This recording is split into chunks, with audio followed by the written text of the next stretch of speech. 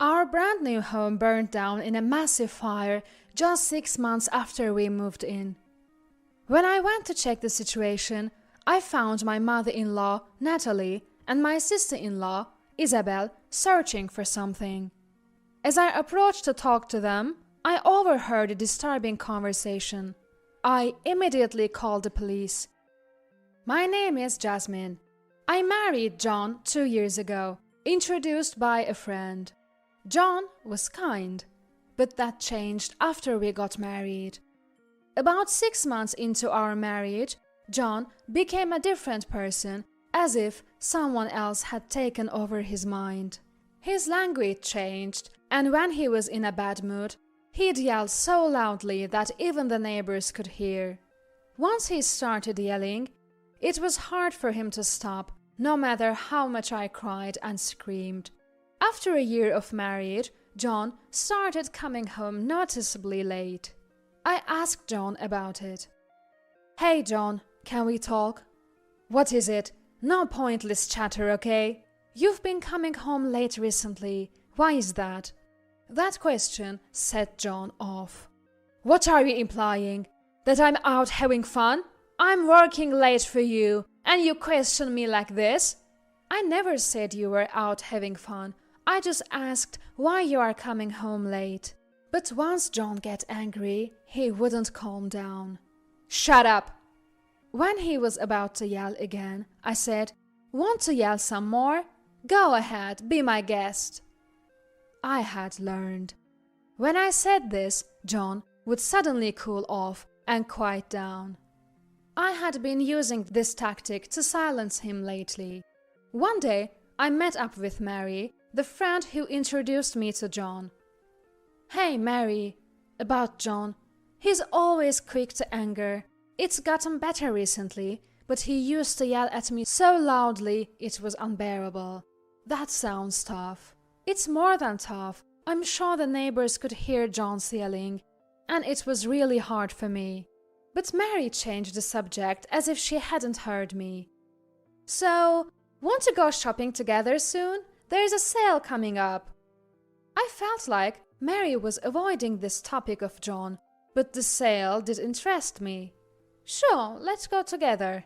When I said that, Mary smiled happily. I felt a slight discomfort with Mary's attitude today, but I soon forgot about it.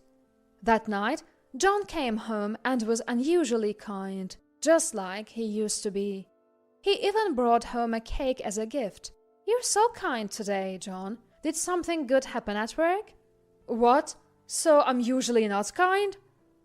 "If you were always like this, I'd be so happy. I'm always kind, you know." Given the yelling I had witnessed, I couldn't take his words at face value.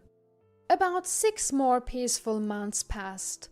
John and I decided to build a house, thanks to financial help from my dad, who lives far away. I called my dad to thank him. "Dad, thank you. Come visit when the house is done." My dad responded cheerfully. "Sure, I'm looking forward to it. But I'd also like to see a grandchild by then. Children are gifts from heaven. You know, just be patient." 6 months later, our new house was finally complete. The layout was something John and I had planned together, and I was very fond of it. The day after we took possession of the house, we invited Natalie and Isabel for a dinner party. I would have loved to invite my parents too, but unfortunately, they had caught the flu and couldn't leave their home.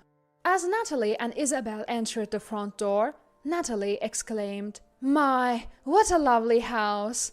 I'd love to live in a place like this, right, John?" "Mom, it's my house, so you're welcome anytime. No need to hold back." Natalie and Isabel wandered around the house, making all sorts of presumptuous comments with John. "This spacious room would be perfect for me. I'd put a TV here and a large bed by the window. The view is nice too." "I agree, Mom. This room would be perfect for you." I was puzzled by Natalie's comments but said nothing. However, I was shocked by what John said next. "Mom, that won't work. I'm planning to make this room my hobby space. You'd be better off in one of the upstairs rooms." "I can't do stairs. They'll be too difficult as I get older." "Good point. So, is this going to be your room after all, Mom?" I had been listening quietly, but finally I couldn't hold back. "Natalie, this room is intended to be mine and John's bedroom." At that moment, Natalie's face turned red, and she trembled as she spoke. "What's with that tone? It sounds like you're telling me not to come here." "I'm not saying that. Like John said, we think an upstairs room would be better for you. But stairs are a hazard for older people, as I've already said." "I understand, but you are still quite spry, so I think you'll manage." "How dare you? You think it's okay for me to risk my life on the stairs? John, say something." John, who had been silently listening to our exchange, finally spoke. "Jasmine, you're in the wrong. Apologize." Isabel chimed in. "Jasmine, you're the one at fault. Remember your place as John's wife." I was so stunned by their words that I couldn't speak. John continued. "Why are you silent? Didn't you hear me tell you to apologize to my mom?" "I heard you, but I haven't said anything wrong. Why should I apologize? We decided this room would be our bedroom when we planned the layout, remember?" "I don't recall saying that." Hearing this, Natalie gloated. "See? Even John says this isn't your bedroom. You must be imagining things. Get a grip, you're still young." Natalie covered her mouth and laughed. "That's right. Jasmine should apologize. Start treating my mom better." John spat the words at me. "I can't apologize when I've done nothing wrong." "John, did I say something incorrect?" "Enough already. I'm losing my patience." John's face turned menacing, just like the old days. Seeing that, I felt sad and said, "John, you only care about Natalie, not me." Tears began to stream down my face. Natalie responded, "John, you married a difficult woman. If you'd chosen someone more obedient, life would be easier." "Maybe so, but it can't be helped. I chose Jasmine." "John, you drew a losing ticket, didn't you?" Natalie muttered, as if contemplating something. "Well, it's fine. I have my own plans." 3 days later, Natalie had her bed and TV moved into the first floor room by a moving company. I watched as it happened, but I couldn't say a word. Living with Natalie became a daily struggle for me. She would constantly scrutinize my actions and find something to nag about. John was still coming home late, and the time he wasn't there was just Natalie and me. I wanted to escape. One afternoon, I got a call from Mary suggesting we meet up. We decided to meet at a restaurant near my house. "Jasmine, how have you been?" "I'm fine. Why do you ask?" "No reason, just checking in." "That's odd. By the way, do you have a boyfriend yet?" I asked casually, but Mary seemed a bit flustered by the question. "No, not yet. I'm not very good at this, so it's hard to find a good man." "Really? You say you're not good at it, but you're quite charming. You were popular in school, remember?" "That was a long time ago. No one's interested now that I'm older." "Is that so? How are things with John?" "Not great. He comes home late and barely talks to me." Mary had previously avoided talking about John, but this time she brought him up. She seemed somewhat relieved after hearing my words. "Mary, you looked relieved just now. Why?" Mary said with a shocked expression, "You're overthinking it. Why would I need to look relieved?" "I guess you're right." I then told her about how Natalie had forcefully claimed the best room in our house and how John had insisted that I apologize to her. Mary responded, "If you're going through all that, Why not just get a divorce? I would for sure. I might seriously consider it if something else happens. You should definitely get a divorce. Divorce, divorce. I laughed at Mary's repetition of the word. Why are you saying divorce so much? It's like you want me to get one. I don't want that, but it's sad to see you like this. So, you think I'm pitiful? You are. You should get a divorce. Haha, there you go again. I laughed, and so did Mary. But something about her laughter felt off. After that day, Mary and I started meeting more frequently for tea parties. I didn't want to see Natalie at home, so these tea parties became a perfect excuse to get out. About 6 months after moving into our new house, I was on my way home from a tea party with Mary. Fire trucks were rushing in the direction of my home, sirens blaring. I thought there might be a fire and hurried home to find several fire trucks surrounding my house, which was engulfed in flames and black smoke. Firefighters were aiming their hoses at my house. I ran towards it, but was stopped by a police officer. "This is my house! Natalie might be inside, let me in!" The officer grabbed my arm and said, "We've confirmed that no one is inside. It's too dangerous to let you in." About 3 hours later, the fire was finally put out, but most of the house had burned down. Natalie and Isabel showed up, and I said to Natalie, "I'm glad you're safe, Natalie." "You should be glad you were out. You have an alibi." Natalie said this while glaring at me. I called John after a while. "Our house burned down in a fire." John's voice on the other end sounded calm. "Is that so? I'll head to my mom's house then. What will you do?" Natalie's house is now occupied by Isabel alone. "Can I go to your mom's house too?" "I don't know. You'll have to ask her directly." "All right, come home early today." I said that, but John hung up without responding. I turned to Natalie. "Can I stay at your house today? My house is small and dirty." "That's not true. Thank you for letting me stay. Just for today. Tomorrow, you'll have to find an apartment or something. John is a different story." I was stunned by Natalie's words. "Okay, understood." Despite our house burning down, John returned to his mother's house at his usual time. "I told you to come home early today." John didn't say anything. "All your work clothes burned up too." "I have clothes here, so it's fine." "Maybe for you, but I lost everything. Plus, Natalie told me to leave by tomorrow." "Well, it's my mom's house. Why not look for an apartment?" John echoed Natalie's sentiment. "Finding an apartment isn't that easy. I'll stay at Mary's." Suddenly, John raised his voice. "That's not acceptable. Find your own place." "Mary is my friend. It's fine." "Don't argue. Don't inconvenience others." For some reason, John was suddenly angry. After John told me not to stay at Mary's, I reluctantly stayed at a business hotel the next day.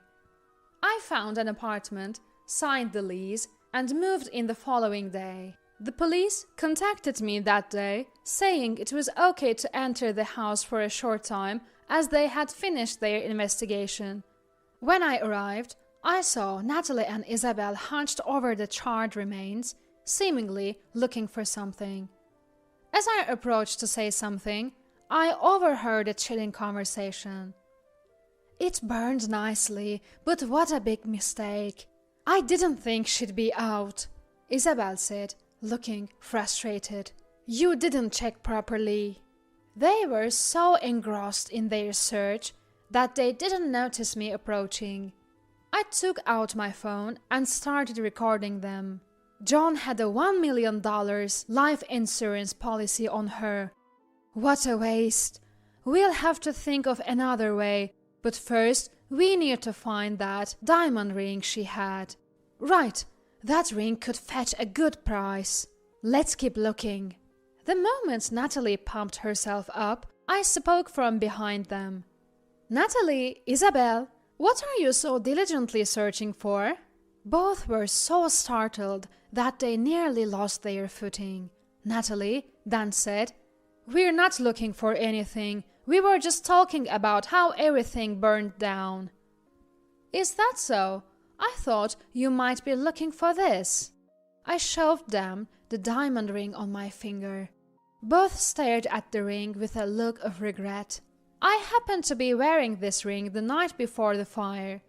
It's a precious ring my dad gave me as a wedding gift. I heard diamonds can burn at high temperatures, you know.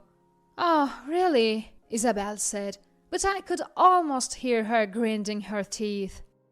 "By the way, I was shocked by what you said earlier. What's this about $1 million life insurance policy on me?" Both of them turned pale and fell silent. Finally, Natalie spoke. "We were just saying that you never know what could happen, so it's important to have life insurance." "That's right. I see. Well, I recorded your entire conversation on my phone. I'll go consult with the police now. Goodbye." I quickly left the scene, wary of what they might do since they were capable of setting my house on fire. I heard them shouting behind me, but I ignored it. I went to the nearest police station, told them everything, and showed them the video. The officer prepared the paperwork and said, "We'll proceed with the investigation and contact you later." As I left the police station and headed to my car, Natalie and Isabel appeared. I didn't expect them to show up there, so I yelled, "Why are you here?" "You said you were going to the police, so we followed. We have a favor to ask." "What is it?" "It's hard to talk here. Can we go to my house?" "I can't do that. I feel threatened. If you have something to say it now." To my surprise, Natalie apologized on the spot. "Jasmine, this is all a misunderstanding. We apologize for our poor choice of words. Can you please withdraw your complaint?" Isabel also apologized deeply. "It's too late for that." Natalie started crying loudly, even though we were in a police station parking lot. "I'm leaving. You should hire a good lawyer." I got into my car and drove away. When I returned to my apartment, I was shocked to find John sitting cross-legged in the hallway. As soon as John saw me, he stood up and said, "Jasmine, about my mom, can you forgive her, please?" It seemed Natalie had contacted John. "Why would I? My house burned down." "There's no evidence my mom did it." "I have evidence." I showed John the video on my phone. He watched it, then fell silent. "Well, anything to say?" That was the moment I said that. John snatched my phone and deleted the video. "Don't you get it? The police already have a copy." John began to apologize deeply. "Please forgive me." Looking at John, I thought, like mother, like son. Like I told Natalie, you should hire a good lawyer. "Now go, or I'll call the police." I entered my apartment and closed the door. John kept pleading from outside, but eventually gave up and left when I ignored him. The next morning, Mary contacted me and said she was coming to my apartment. As soon as Mary arrived, she began to cry. "Jasmine, I'm really sorry. I've been betraying you all this time. I heard about your house burning down from John, but it seems like John is involved, and I can't betray you anymore." I was confused. "What are you talking about? I don't understand." "I've been seeing John almost every day." Hearing that, my vision went white. "I'm really sorry." Mary broke down crying, but I was the one who wanted to cry. After calming down a bit, Mary began to explain. "Actually, I used to date John, but my parents didn't approve of our marriage, so we broke up. That's when I heard you were looking for a boyfriend, so I introduced John to you. Why didn't your parents approve? When my parents met John's mom, she was rude to the wait staff. That was enough for them to say no. I see. But why are you still seeing John? We broke up, but I couldn't forget him. So I started calling him, but eventually we began meeting again. Now he comes to my house almost every day after work. Mary started crying again. I don't care about John anymore, especially after what happened. But I'm shocked that you betrayed me, Mary. I'm really sorry.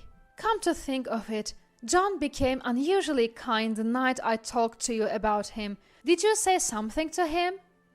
Yes, I told him to treat you better. I thought so. What are you going to do about John and the others? Are you leaving it to the police? Tears filled Mary's eyes. I acted hastily and filed a complaint, but I'll withdraw it. I expect they'll question me, but it's not because you told me to. Why? If they get arrested, they won't be able to compensate me for my house. Mary nodded silently. Let's go to John's parents' house. You're coming too, Mary. Mary hesitated for a moment, but then agreed. That's right, I have to go with you. We went to John's parents' house, where John, Natalie, and Isabel were all present. John was visibly shaken when he saw Mary with me. Why are you two together? Mary was my best friend. You have a problem with her being here? What are you talking about? I heard everything from Mary. John glared at Mary. What's going on? I'm sorry. I can't keep deceiving Jasmine. She's always been there for me when I needed help. Mary broke down crying again. John clicked his tongue and then asked me, So, are you withdrawing the police complaint? Natalie chimed in. Jasmine, did you change your mind? Well, I could withdraw the complaint, but there's a condition. What's that? You'll compensate me for the cost of rebuilding my house. John looked pained. You can take out a loan if you can't pay it all at once. If you can't, the police complaint stays. That's easier said than done. Fine. Then enjoy your time in prison eating terrible food. When I said that, Natalie, with tears in her eyes, spoke up. All right, the three of us will work hard and make monthly payments. Please don't send John to prison. I'll work too, please, Isabel added.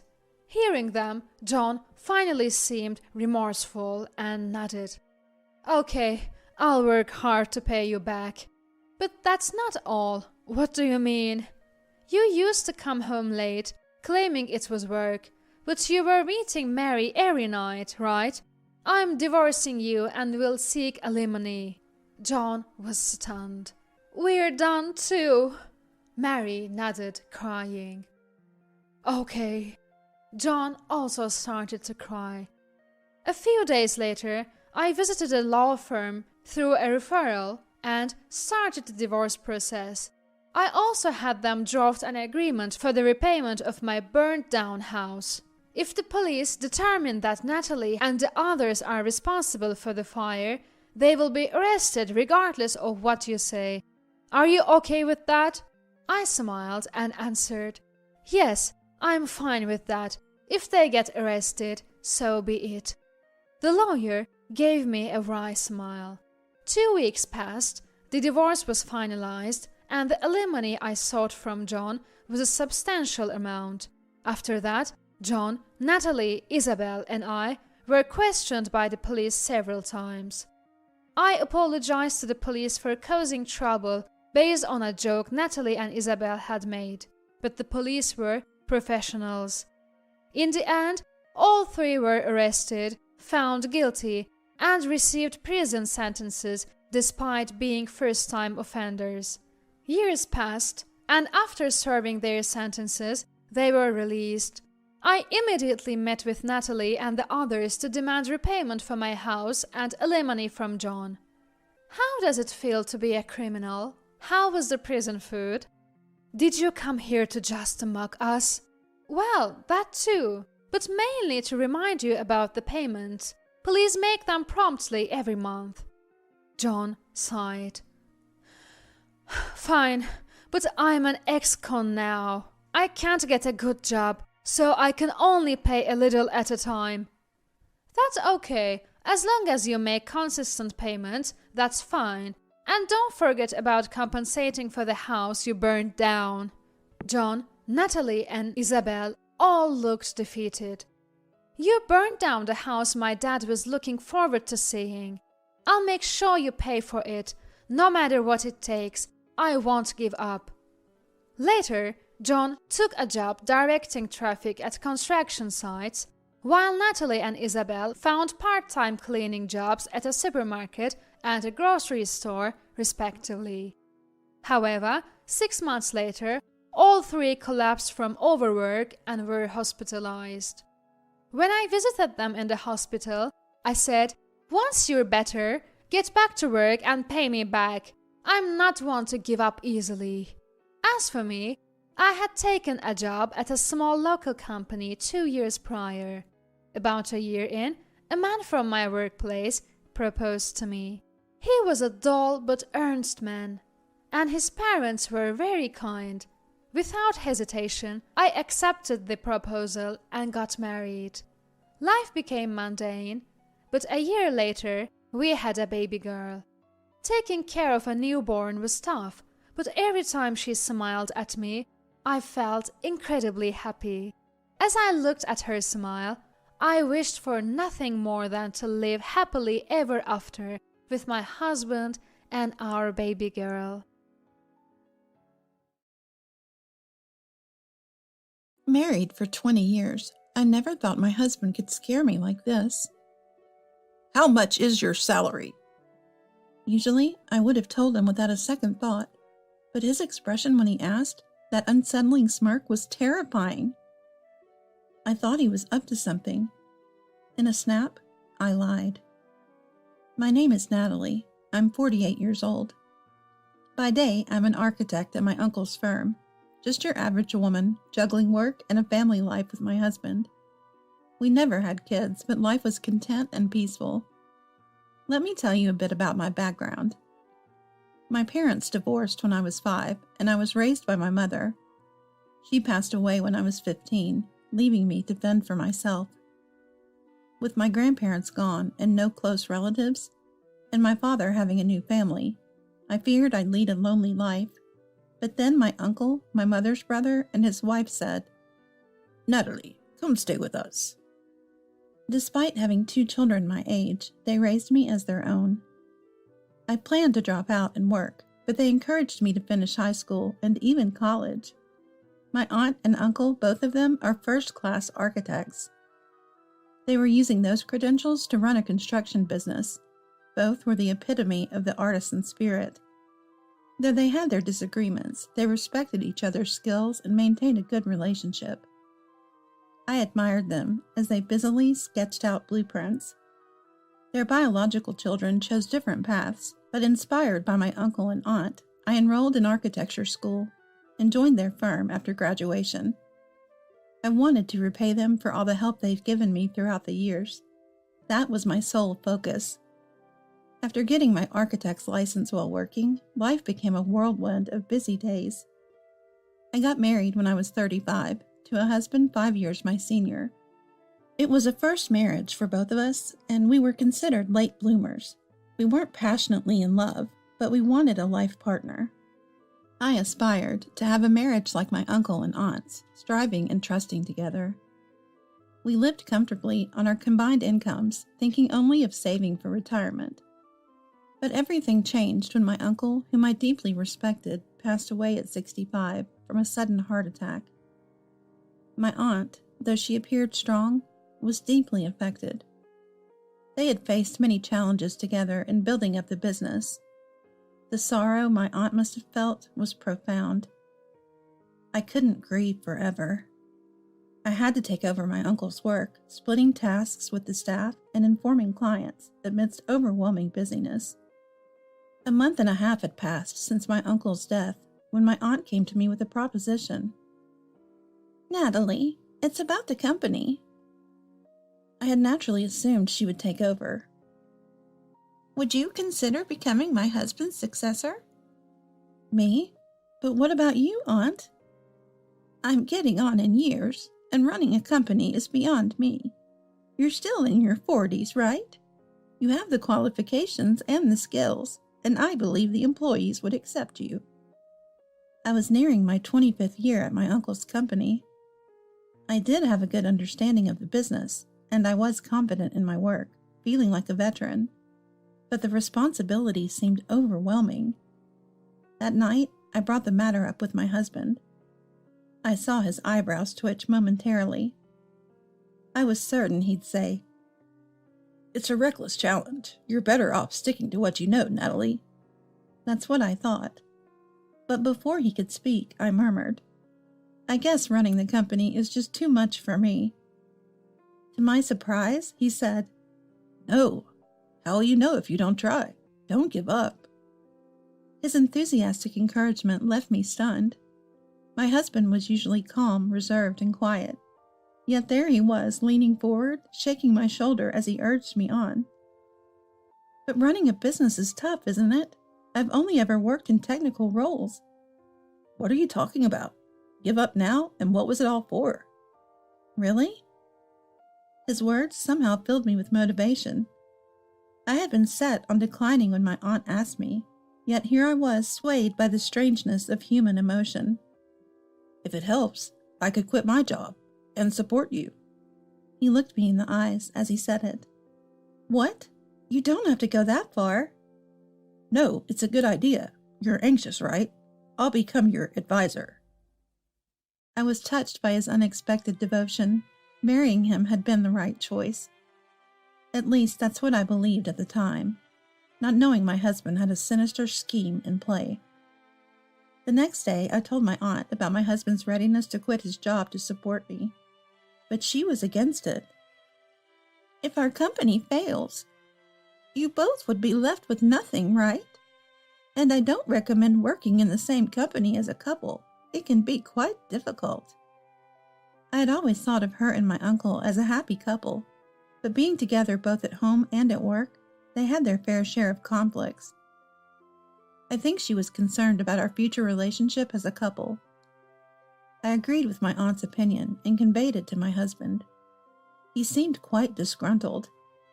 He grumbled, but when I told him the decision was final and we couldn't go against my aunt's words, he said arrogantly, "You're the president, aren't you? Talk your way out of it. Can you even call yourself a business owner?" Honestly, there isn't much work I can trust to my husband, who has only ever had office jobs. But saying that would surely crush his pride.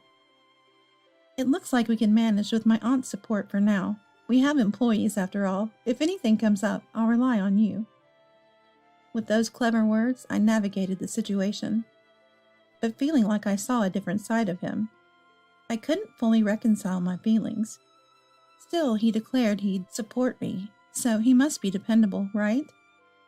I convinced myself of this as I took a new step as a business owner, but before long, my husband's lifestyle became more extravagant. Though he used to hardly care about his appearance, he started updating his watches and shoes, and began to match everything from handkerchiefs to ties, wallets and bags with brand names. We split our living expenses in half, and whatever was left of our salaries went to our personal allowance. Even so, we agreed to save up for retirement. Yet here he was, admiring his new shoes and browsing through a catalog of brand goods with pleasure. "Did you buy something again?" "Looks cool, right? Cost me $3,000. The shoes did seem nice indeed, but he had just bought a $7,000 watch last month. It felt like too much luxury to me. "Is it really okay to spend so lavishly?"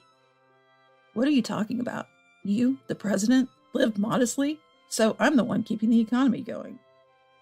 His logic baffled me, but since it was technically within his financial means, I decided to hold my tongue.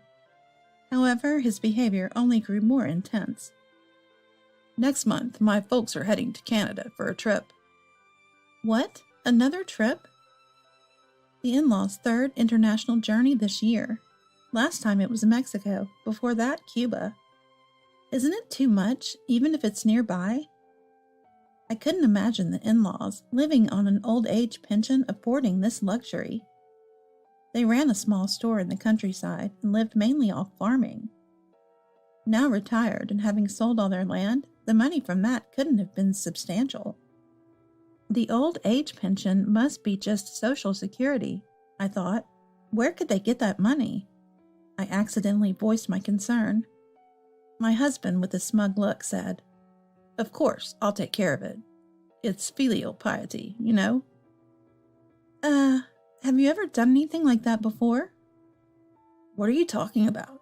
Now that we've got a little extra, spoiling our parents is our duty as their children, right? Oh, Natalie, you wouldn't understand since you don't have parents. My husband taunted me about not having parents. I couldn't remember a time when he had ever belittled me like this.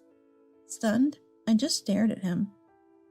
Oblivious to it all, he sat there with a carefree expression. Changing the subject, how much does a CEO make a month? As he leaned in close, his eyes seemed to turn into dollar signs. You must be raking it in, right? I'll give all my pay to my parents, and we can live off your salary. I can even manage our finances for us. Come on, hand over your banking card. His hand reached out slowly. No way. I'm not telling him a thing. My monthly salary? $1,500. You're joking, right? That's the truth. Our company isn't that profitable.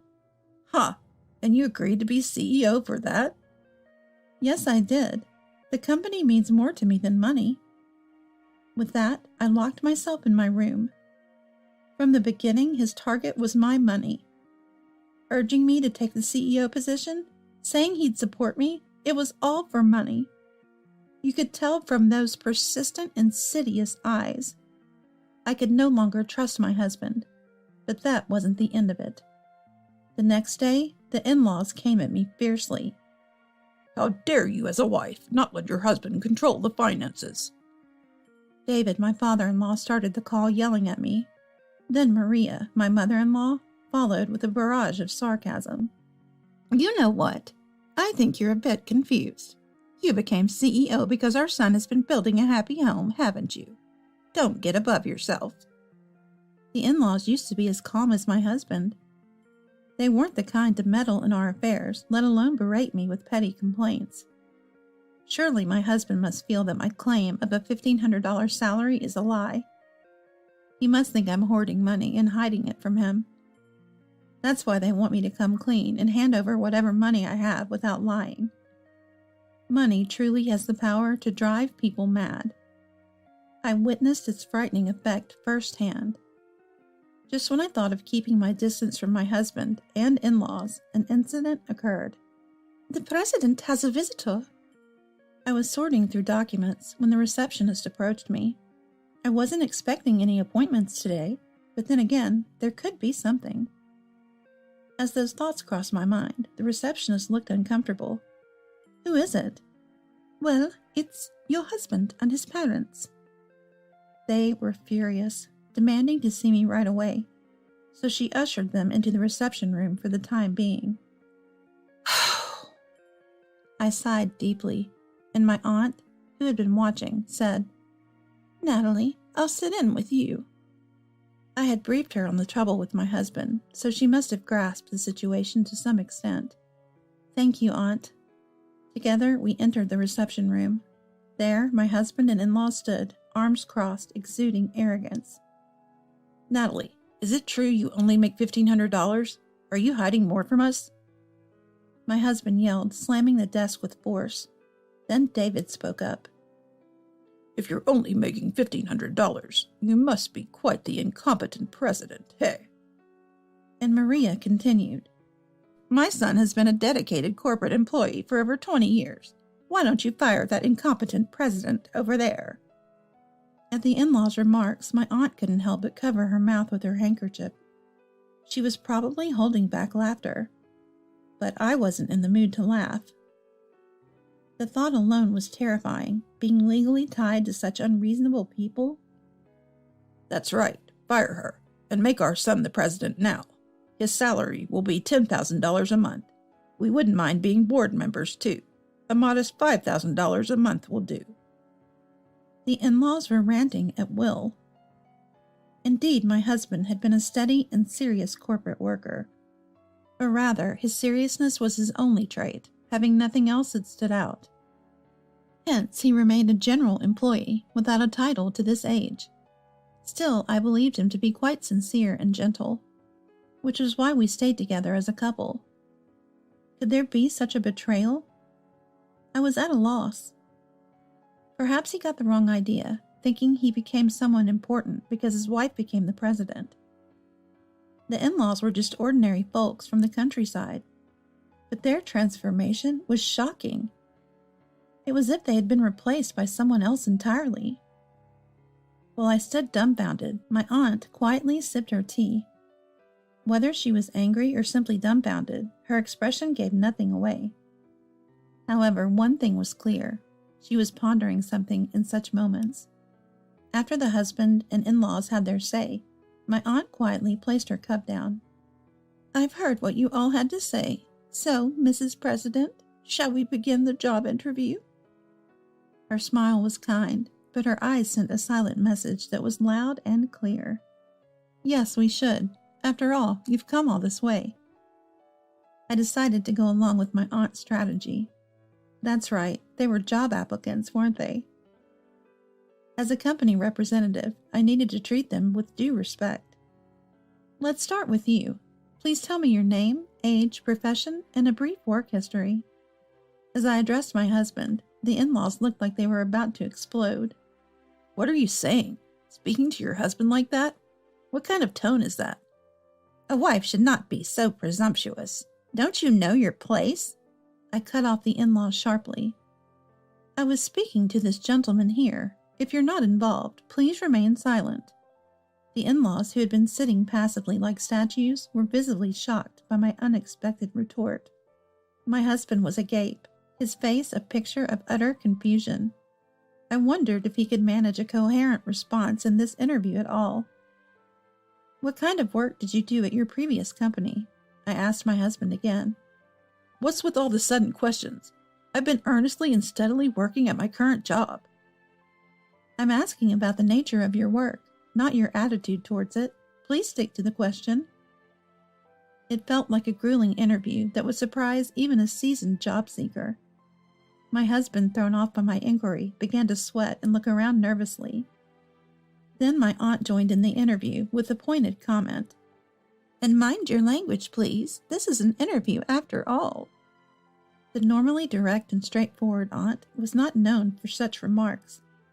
My husband looked as if he had been scolded by a schoolteacher, and I decided to add to his discomfiture. Do you have your resume and work history with you? It's common sense to bring them to an interview, isn't it? And bringing your parents to an interview, that's just not done, is it? I sighed heavily.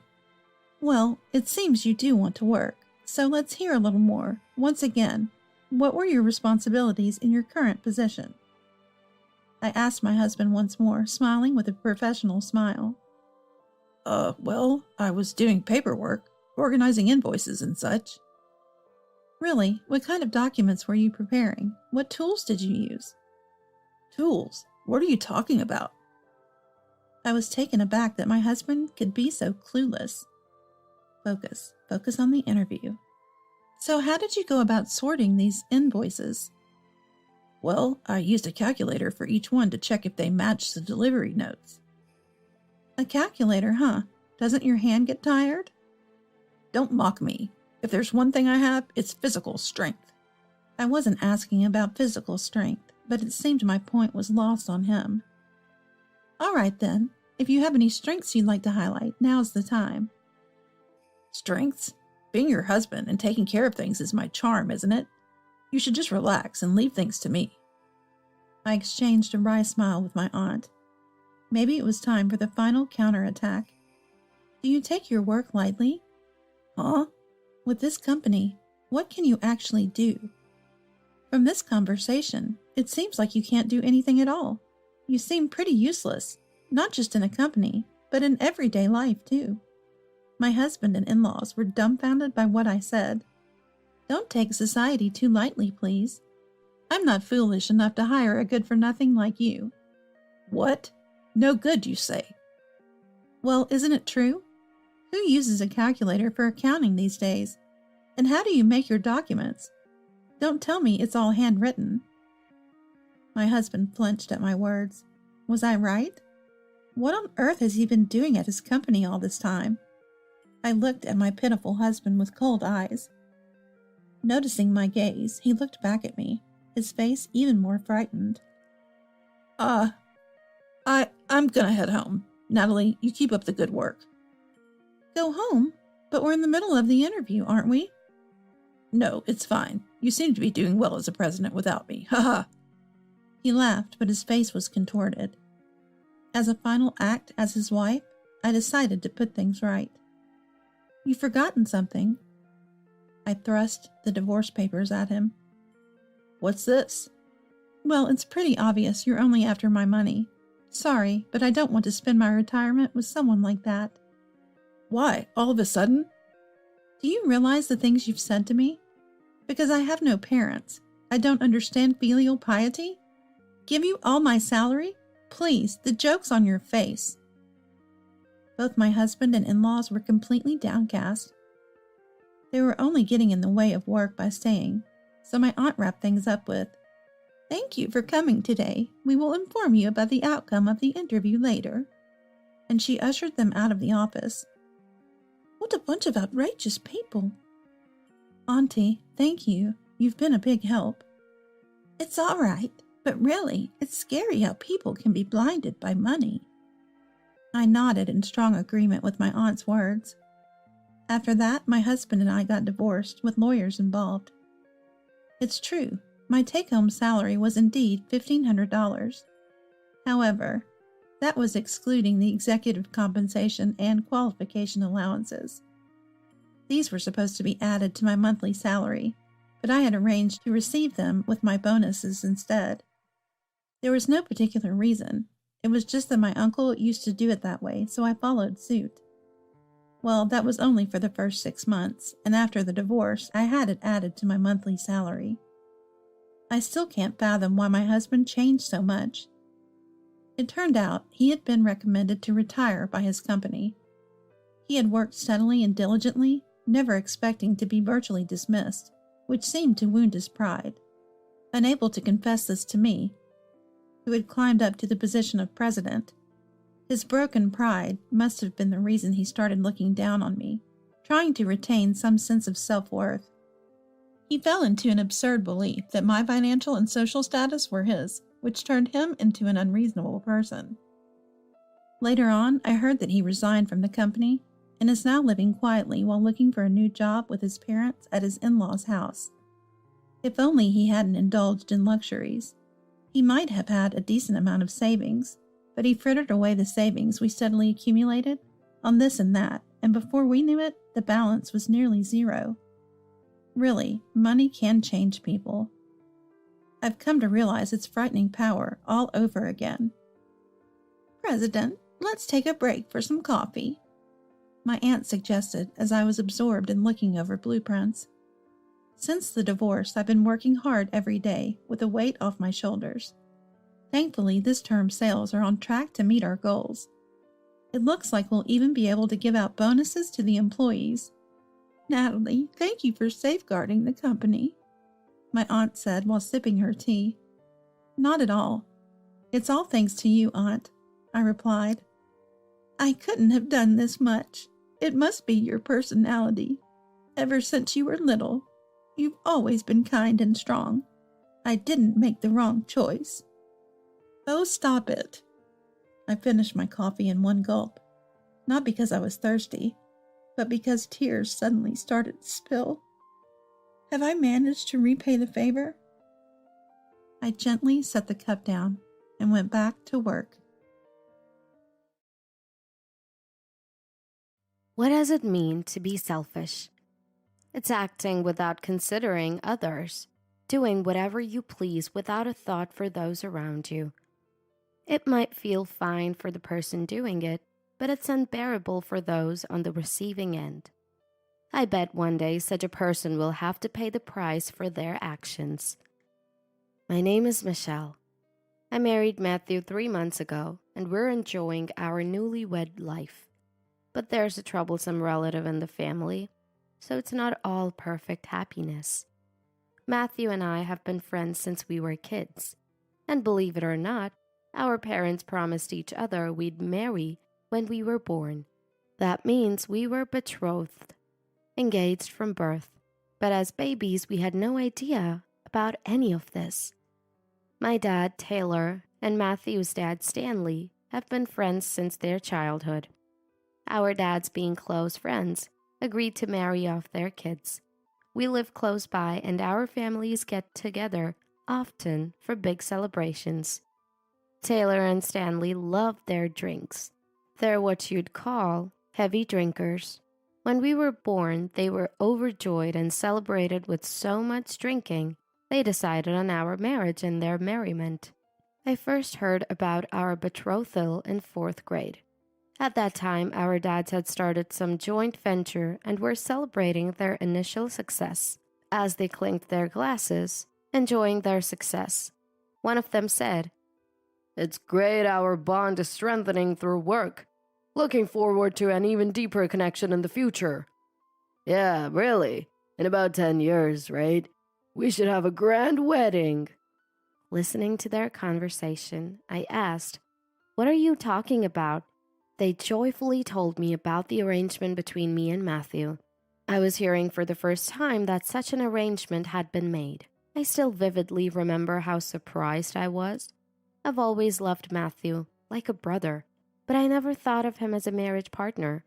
We were just kids, and marriage seemed like something far off in the future. Next to me, Matthew, who was equally surprised, protested, "Don't decide this without us." But our drunk dads just laughed it off. "Don't be embarrassed, it's cute," they said, not taking us seriously.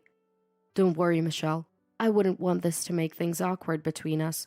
Let's just stay the way we've always been." Matthew, mature for his age, reassured me. Compared to my panicked state, he was the ever-steady Matthew. Just then, Matthew's older sister, Mary, 3 years our senior, joined us. And that's how Mary became the troublesome relative I mentioned earlier. In this day and age, an arranged betrothal is so outdated. Anyway, if Matthew marries you, Michelle, you'll become my sister, huh?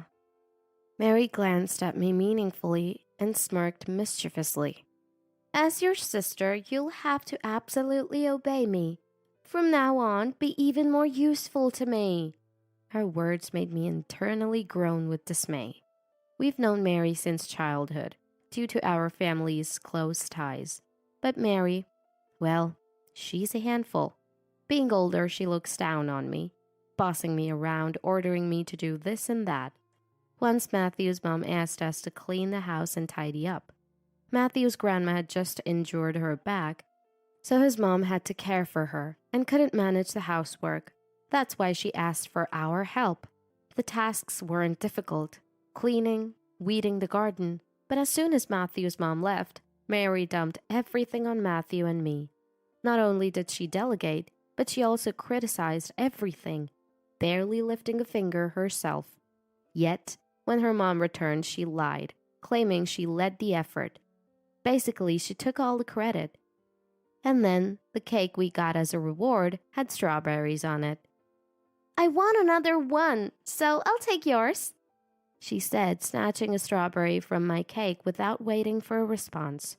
I stared in dismay at my own barren cake as Mary chuckled mischievously. Matthew kindly took a strawberry from his cake and put it on mine. "Don't just take the rewards without doing any work, and definitely don't take from others," he protested. But Mary just laughed. It's fine. Whatever I want, Michelle and Matthew should give it to me. Another problematic trait of Mary's, her greediness.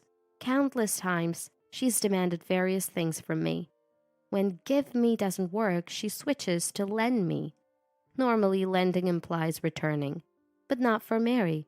What she borrows, she considers hers, so I never get things back. Only after persistent nagging do they return, often broken or damaged beyond recognition. Matthew told me about times when Mary took his saved-up allowance under the guise of borrowing. It's frustrating. Even if I demand interest, I don't even get the principal back. She just agrees, but it's all empty words. Matthew, unable to bear it, once went to their parents to complain, but when it came to getting his money back, "There's no money to return," was all he got.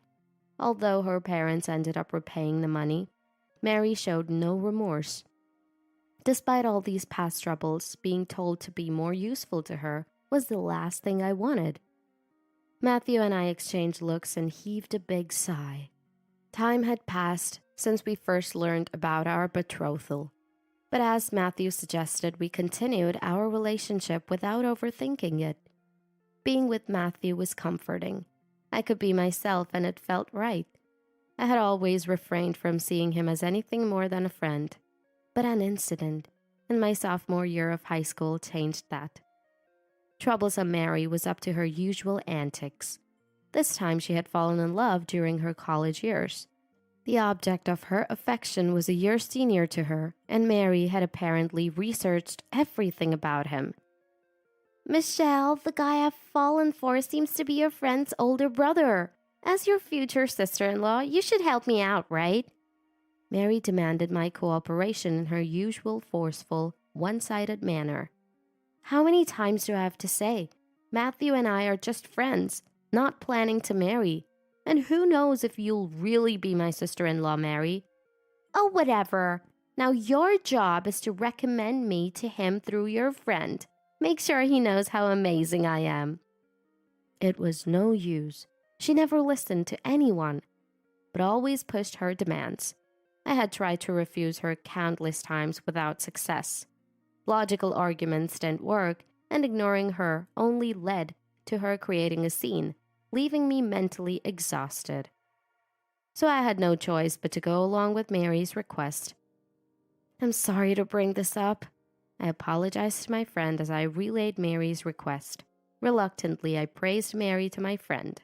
I hoped they'd refuse, but to my surprise, my friend took the story to their brother, and Mary ended up dating the guy. Mary was thrilled and praised me. "Good job! You must be happy to be useful to me," she said condescendingly without a hint of gratitude. Half a year later, Mary unleashed a torrent of insults at me. "What's wrong with that guy? Why did you set me up with such a loser, you useless thing? Give me back my time, you thief!" It turned out she was blaming me because her boyfriend had broken up with her. My friend told me Mary was, as expected, extremely demanding, always late for meetings, and frequently canceled plans at the last minute. Mary only ever bragged about herself, and her stories were always shallow.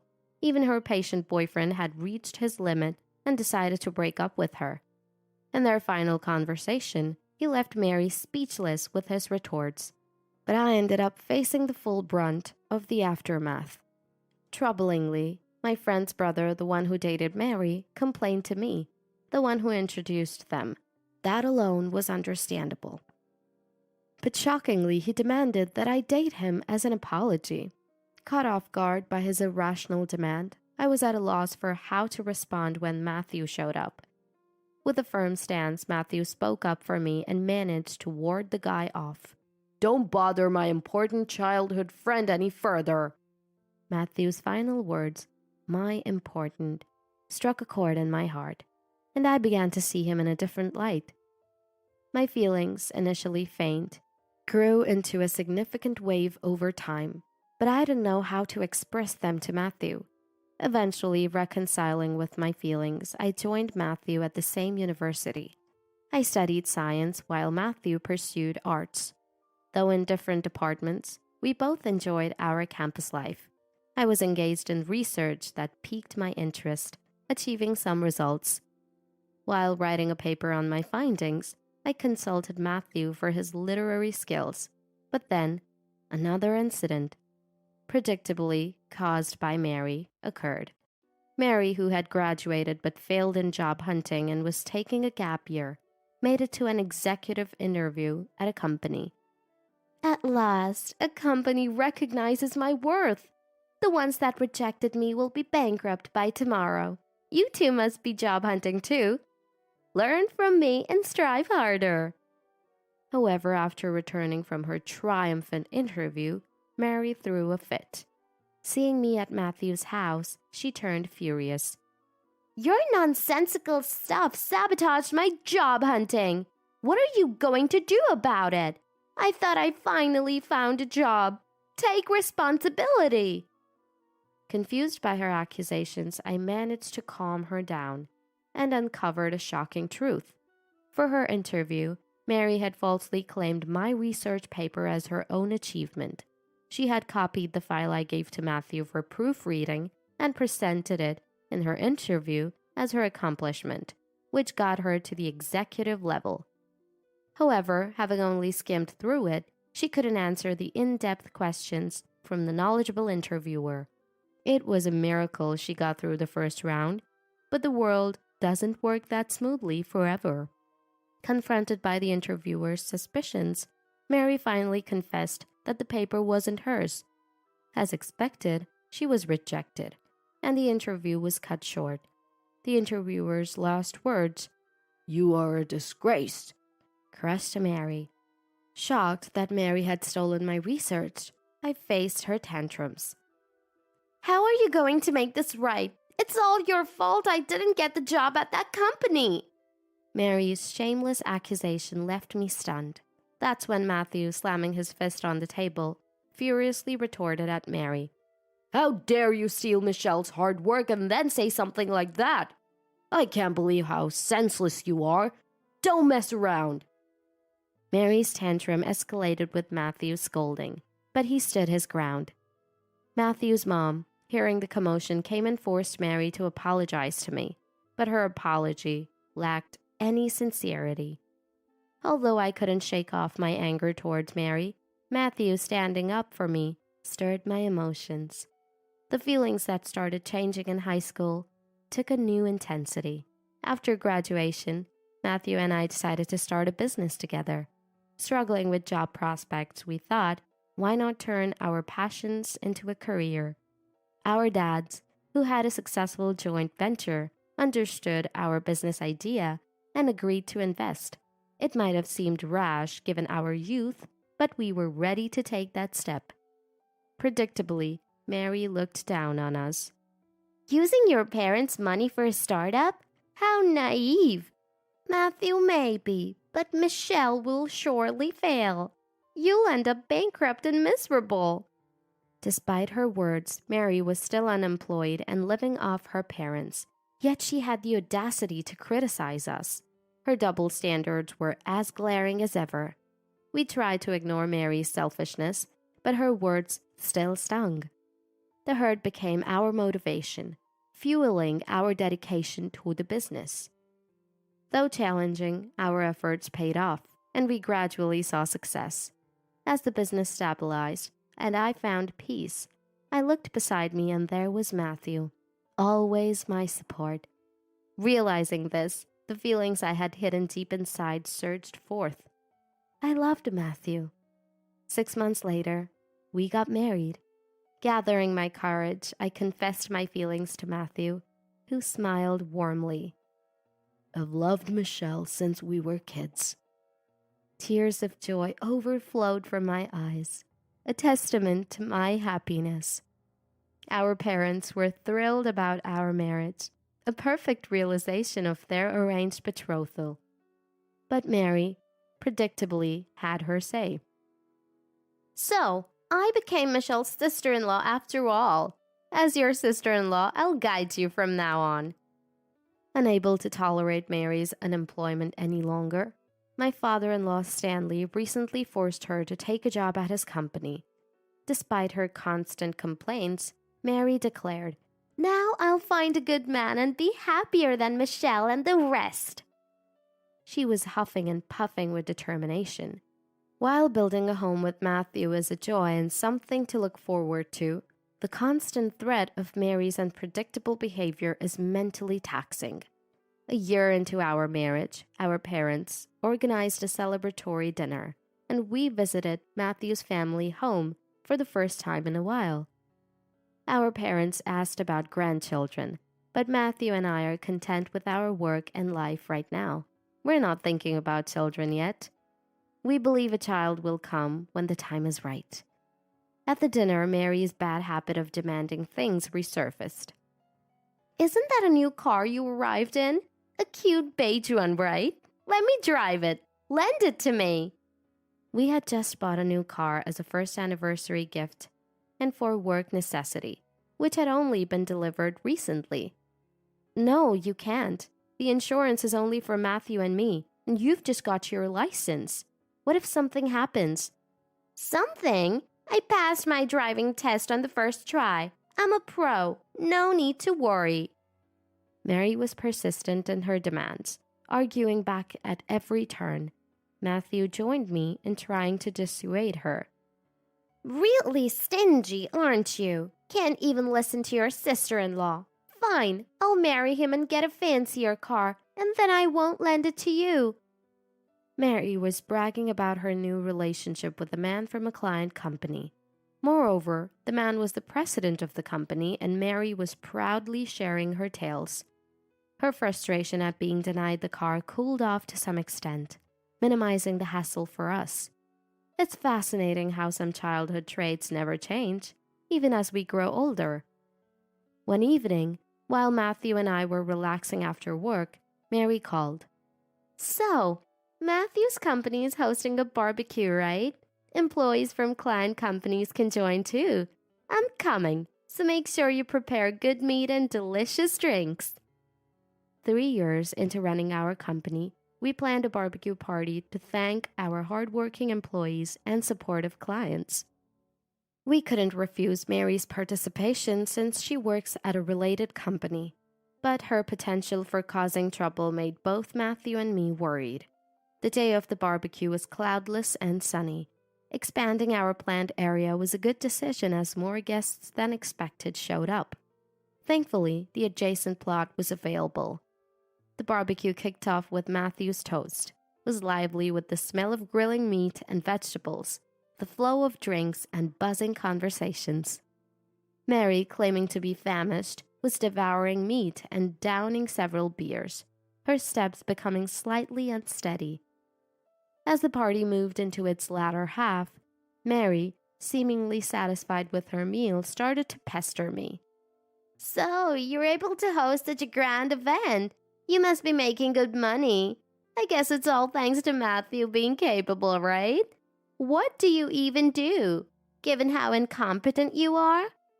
"I'm working hard alongside Matthew. I contribute quite a bit, actually." "Getting cocky, aren't we? The most you can do is cook meat and veggies like this." It's our way of showing appreciation to the hardworking employees and supportive business partners. It's only natural that I cook and serve. Frustrated by my response, Mary retorted, "Don't get too full of yourself, you failure!" With that, she shockingly threw her cup of beer all over me. I was so taken aback by her action that I just stood there, stunned, looking at my beer-soaked clothes. Other guests were equally surprised by her behavior, realizing she had gone too far. "Well, I apologize for my incompetent sister-in-law here. She must be such a bother to all of you." Mary said it with a laugh, trying to downplay her act while still belittling me. Feeling uncomfortable, she quickly left, grabbing a piece of grilled meat and a can of beer on her way out. Matthew came over with a towel, handed it to me, and said, "Sorry about Mary. It's about time we correct her misunderstandings for the future." I agreed with Matthew's view. As the enjoyable barbecue came to an end, and it was time for the closing remarks, Mary reappeared looking pale and uneasy, perhaps from drinking too much. When I stepped forward to address everyone, Mary looked bewildered. Did everyone enjoy today? Our company's growth to over $50 million in annual sales is all thanks to our employees and partners present here. As the president, I express my deepest gratitude. Interrupting my speech, Mary exclaimed in shock. $50 million in annual sales? Is the company really that successful?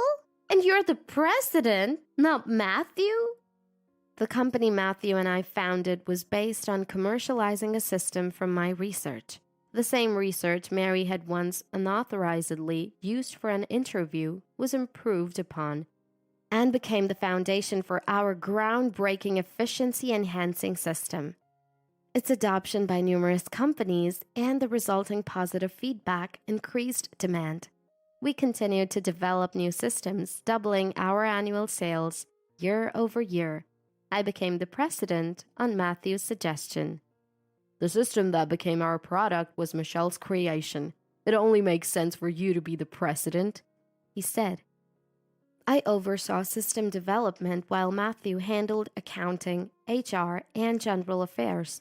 Together, we managed the company. Mary was in disbelief about her misunderstanding. Wait, you, of all people, are the president? Since you're rich and a president, you'll forgive me, right? Forgive you for what? You've done too many things. I thought she was referring to her past actions, including spilling beer on me. But then Mary said something odd. Well, about the car. I borrowed it earlier and accidentally hit something. It's your fault for leaving the keys in. What car? We didn't come by the car today since we knew we'd be drinking. Stop kidding. It's your cute beige car, right? The one with the license plate 138 GPT-4? That's not my car. Mine is 139 GPT-4. And like I said, we didn't drive here today. While we were talking, a cry came from the parking area. My car is all banged up! I immediately understood what had happened. The owner of the car, a president from one of our client companies, had a vehicle with the same make, color, and nearly identical license plate as mine, differing only by one digit. Mary had mistaken his car for mine, taken it without permission, thinking the keys were left in, and caused an accident. Suddenly, someone pushed through the crowd towards Mary. How could you do something so foolish? Michelle and the car's owner are both important to me. Insulting them, throwing beer, and driving their car without permission, causing an accident? That's insane! I can't be with a woman like that. We're done. It was the president Mary was dating. Tearfully, she clung to him. I'm sorry. Don't break up with me. The keys were in the car. So you think it's okay to enter someone's house and take their belongings just because the door is unlocked? That's called theft. Mary, unable to counter his irrefutable logic, began to tremble. And you've been drinking. That means you drove drunk. Theft, drunk driving, and causing an accident? I have no choice but to report you to the police. Michelle, Matthew, that's okay with you? I quietly nodded in agreement. Mary was reported to the police and taken away. Her unauthorized use of someone else's car was clearly theft, and she also faced charges of drunk driving and failure to report an accident. She was detained for a few days for theft, and due to the accumulated penalty points for previous violations, her license was revoked, and she was fined a substantial amount. Despite having her license for a short time, Mary's reckless behavior had accumulated enough points to warrant revocation. The car's owner, showing some leniency perhaps out of consideration for me, decided not to press charges for theft, but insisted on being compensated for the repairs. Mary, burdened with fines and repair costs, was fired by Stanley in a fit of anger, leaving her job and forced to take on debt to pay her dues. Without any means to repay, and having borrowed from dubious sources, she now juggles multiple jobs day and night. Meanwhile, Matthew and I refocused on our work, finding joy in creating new things and helping others. We're also starting to think about expanding our family. Perhaps this time next year, we'll be a family of 3, with Matthew and I happily struggling with our new addition. These are my thoughts as of late. My name is Katie. I've been married for 2 years, and life with my husband Otto has been fairly enjoyable. Otto, the second among his brothers, is an easygoing and cheerful guy with many friends. Do you think we should bring a gift for the in-laws, since your brother and his wife live with your mom? Should I prepare something special? Why? It's not necessary, right? They live together after all. When I asked about a gift for the marriage introduction visit, Otto's unhelpful response made me a bit anxious, but I decided to research and prepare something myself. Upon our arrival for the introduction, Otto's mother, Briar, greeted us at the entrance with a warm smile. As she led us to the living room, I felt a sudden urge to use the restroom, so I excused myself, passing by the kitchen on my way. Unnoticed, I overheard Briar, who had just followed my sister-in-law into the kitchen to make coffee, speaking in a completely different tone. Look at this. The gift she brought? Seems like something you could buy just anywhere. Did she think bringing 2 would seem thoughtful? Kids these days really lack common sense. Hearing this left me stunned. I quietly returned to the living room, making sure Briar didn't realize I had overheard. She soon followed me, smiling and thanking me for the gifts. If only I had trusted my instincts, then maybe I could have avoided some pain. But love is blind. Being deeply in love with Otto, and since our workplaces and planned home were far from his parents' house, I naively thought everything would work out. For a while after our marriage, our days were peaceful. We had decided to wait on having children until our finances, which had dipped due to wedding expenses, recovered. So we prioritized our hobbies, enjoyed movie dates, and relished our lives as a couple.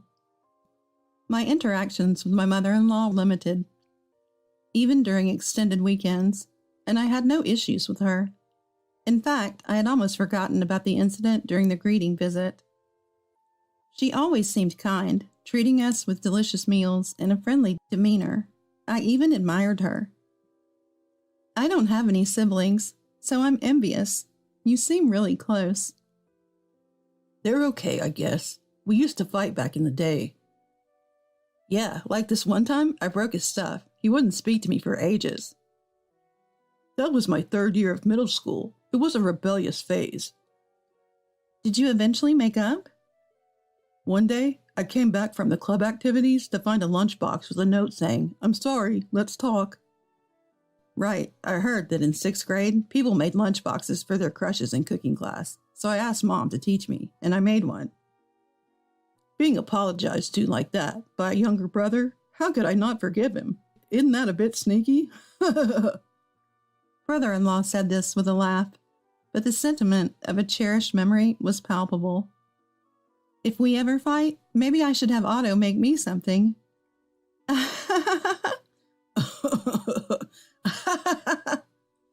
We all laughed together, and I didn't even notice that my sister-in-law wasn't there. I thought everything was going well with my seldom-seen mother-in-law, and Otto and I, despite our busy schedules, made sure to align our days off at least once a month, maintaining a good marital relationship. One day, Otto called to say he'd be late due to overtime and didn't need dinner. I decided to treat myself to some gourmet takeout, a bit pricey for a single serving, and returned home feeling excited about enjoying some alone time. As I approached my apartment, I noticed a figure standing at the entrance. Briar? There she was, my mother-in-law Briar, looking grumpy and holding bags in both hands. I should have called before coming, but it was a bit of a sudden decision, she said. Upon noticing me, Briar's face softened into her usual kind expression. Surprised by her hesitant demeanor and unexpected visit, I nonetheless smiled and opened the door for her. It seemed to be warming up, but it gets chilly after dark, Briar commented. Hastily, I turned on the heater and cleaned up the shower room. Briar, why don't you take a shower first? As I offered, I remembered that I only had enough food for one and felt a bit uncertain about what to do. Approaching Briar, she remarked, "This looks delicious. Is it a ready-made meal? Don't you usually cook?" Her tone felt a bit judgmental, considering she had turned up unannounced and now was scrutinizing my purchase. I was taken aback by her attitude. My real worry, though, was about the large bag she brought. I was hesitant to ask, but felt I needed to. With that in mind, I decided to ask. Otto said he'd be late due to work and didn't need dinner, but Briar, are you planning to stay overnight? Her previously kind demeanor vanished, replaced by a sly look. "Oh, you seem displeased. Well, isn't it obvious from the luggage? I'll be staying for a few days," she said, tapping her bags. After Briar went to use the shower, her words about staying for several days echoed in my mind. Despite Otto saying he was busy, I knew I had to inform him about her sudden visit and her plan to stay. I called Otto to tell him about Briar's arrival and asked if he knew about it. "What? I had no idea. I'll check with my brother." As Otto responded, I heard Briar returning from the shower, so I quickly asked him to text me the details instead and hung up. "Making a phone call?" "Oh, just letting Otto know so he won't be surprised when he gets home," I replied with a smile. But Briar's response was unexpected, revealing her true colors. "Huh, you probably just want to get me out of here and ask Otto to do it, right? He's on my side, you know." "What are you talking about?" I was stunned by the change in Briar's behavior, feeling as if even her appearance had altered. "I'll be staying for a while, so get used to it. Now hurry up and prepare dinner."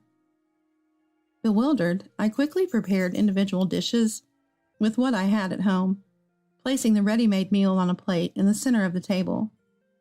As we began eating, Briar started a long lecture about how Otto, her beloved son, had always been more of a mama's boy than his brother, preferring her over me, and that I should not resist but obediently listen to her. To my dismay, she barely touched the dishes I prepared and finished off the entire takeout meal herself. Then she made herself comfortable in front of the TV. With no sign of Otto returning soon, and our apartment only having a living room and a bedroom, I had no choice but to let Briar sleep in the living room. "Making your mother-in-law sleep on the hard floor of the living room while you take the bed. Modern wives are something else," she sneered. I thought to myself that it was her sudden visit in the first place. "I'll lay out a mat for you," I replied with a smile, quickly took a shower, and retreated to my bedroom, closing the door. "Taking a shower before your husband and going to bed first, too?" she muttered in the living room. I read a message from Otto through the door, thinking, what era does she think we live in? Otto had checked with his brother, and it turned out there had been a big fight between my sister-in-law and Briar.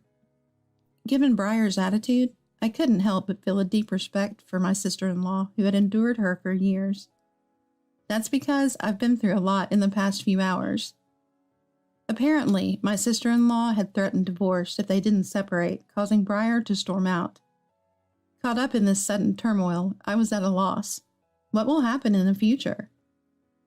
Briar had mentioned Otto being a mama's boy, which unsettled me. Because Otto had said, "Maybe there's been a misunderstanding between sister-in-law and mother-in-law. It's okay for families to fight sometimes." Or something like that. Unable to sleep due to my growing anxiety, I lay awake while Briar, probably exhausted from her journey, soon fell asleep, snoring loudly. Then I heard the entrance door. Otto, after finishing his shower, came into the bedroom. I told Otto I'd been waiting. "I've been waiting to talk to you, Otto, about Briar." "Hey, you're still up." "How can I sleep with all this going on?" I've always been a light sleeper, easily disturbed by the slightest noise, so Otto's nonchalant attitude was frustrating. "Sorry, I'm just really tired." Otto, who falls asleep within 3 seconds, unlike me, quickly drifted off. I had work the next day and wanted to discuss what to do about mother-in-law with Otto, But knowing he wouldn't wake up once asleep, I sent him a message expressing my frustration, asking how to handle mother-in-law and what to do with the keys. Eventually, I managed to fall asleep. The next morning, I woke up to find that Otto had already left for work, likely because he hadn't finished his work due to yesterday's situation with my mother-in-law. In the living room, I found breakfast prepared by mother-in-law. "Oh, sorry." I felt uncomfortable seeing someone else use my kitchen, a sentiment I even held when my own parents visited. To make matters worse, my cherished cookware was burnt at the bottom. "Your husband is already off to work, and here you are, sleeping in and not even taking care of kids. What do you even do all day? Sit down and eat." I was at my limit with her barging into my life, constantly complaining and ruining my favorite pot. "I work every day, and I'm busy. I'm heading to work now." She looked surprised at my response, probably not expecting any pushback. "I can't leave a guest in the house alone. Since you seem uncomfortable here, I think it's best if you leave today. Can you manage that?" I spoke calmly, but it dawned on her that she had been kicked out by sister-in-law and brother-in-law too, and her face showed a hint of frustration. She ate quietly, started packing, and I felt relieved. I left for work with a sense of triumph. I honestly won this time. That's what I thought. I arrived at the office feeling refreshed, but during lunch, I saw several missed calls from Otto. "What happened?" "What do you mean, what happened? You insulted and kicked out my mom. I didn't think you would do something like this. She made breakfast and even a lunchbox for me. A few days wouldn't have hurt. You ganging up on my mom and bullying her? That's just wrong." Otto was furious, having only heard my mother-in-law's side of the story. I tried to explain yesterday's events and the morning's situation, but he wasn't supportive. "Just don't kick her out. She's staying with us for a while, okay?" Mother-in-law's smug face flashed in my mind. I hung up the phone, feeling hopeless. I had never seen Otto this angry before, and it was shocking that he wouldn't even listen to my side. When I got home, my mother-in-law was lounging around, having made a mess. Apparently, Otto had called the management to let her in. She was smug and assertive. Exhausted from work and the previous confrontation, I just wanted to rest, but mother-in-law couldn't care less about how I felt. "You know your place now, don't you? Get cleaning, prepare the shower, and start on dinner." She then started watching TV. I had no energy left to resist. After preparing dinner and enduring mother-in-law's snide remarks throughout the meal, I went to bed early. Otto still not home. Days passed without a proper conversation with Otto. Each day I was woken up early, returned home to do chores, and grew increasingly exhausted. Finally, a day came when Otto and I both had a day off. I thought we could finally talk, but when I woke up, they were already getting ready to leave. "Hey, you're up. Since it's your day off, Mom said she'd let you rest." "What?" "We're going out to try a breakfast spot nearby. Mom's been doing all the cleaning and chores recently, right? You should be thankful." "It's fine. I'm just a guest staying here after all. It's the least I can do." "Don't worry about it. You've been accommodating my sister-in-law all this time. Take it easy for now. I'll talk to my brother about it." Otto and mother-in-law left the house amidst such conversation.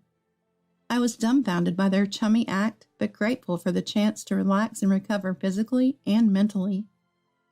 The next morning, I found our matching mugs, bought when Otto and I got married, shattered in the sink. "Oh, that!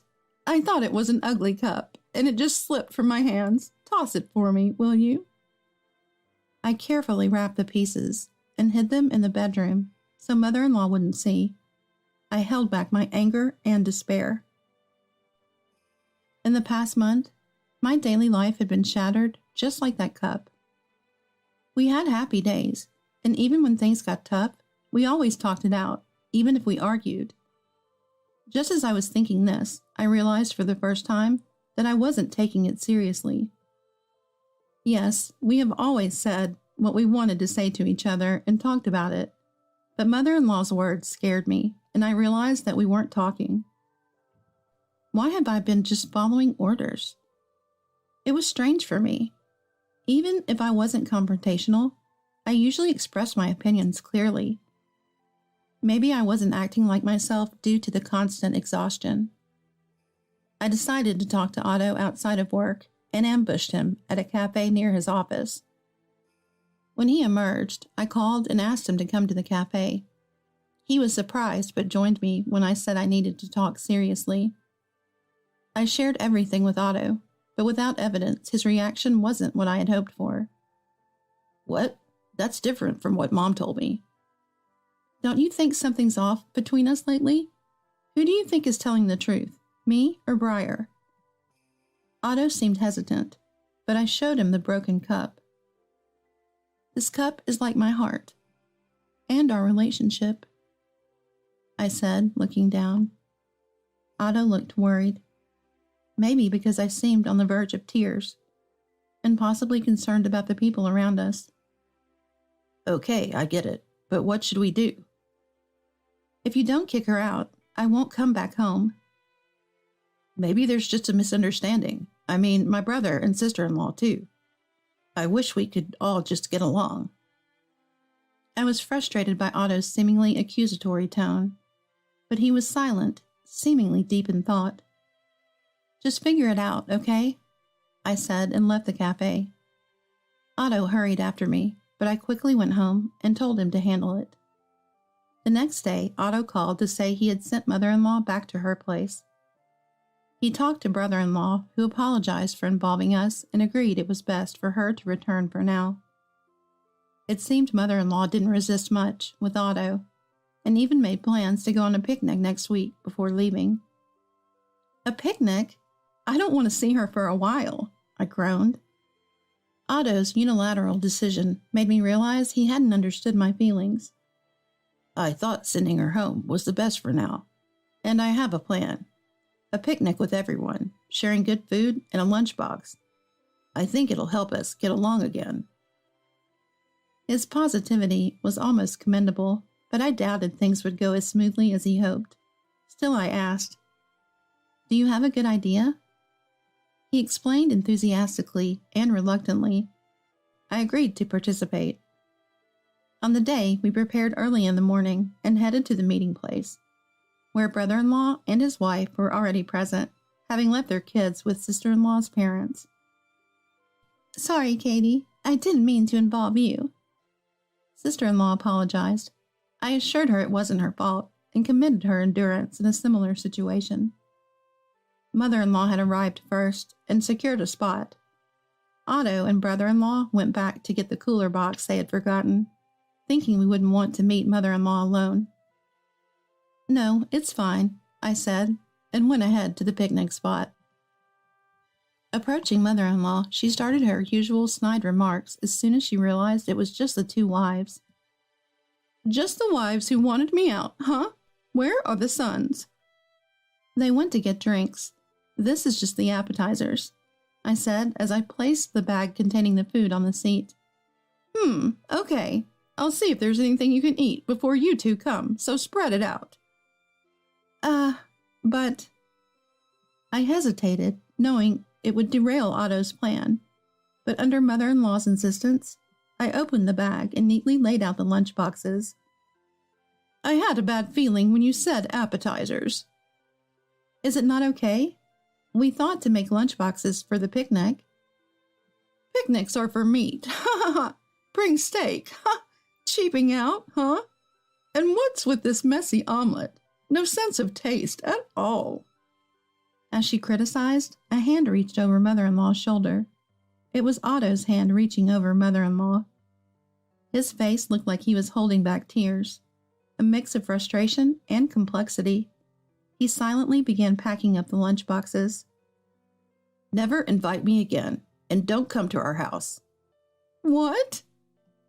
From our angle, we could see the men approaching, but mother-in-law hadn't noticed them yet.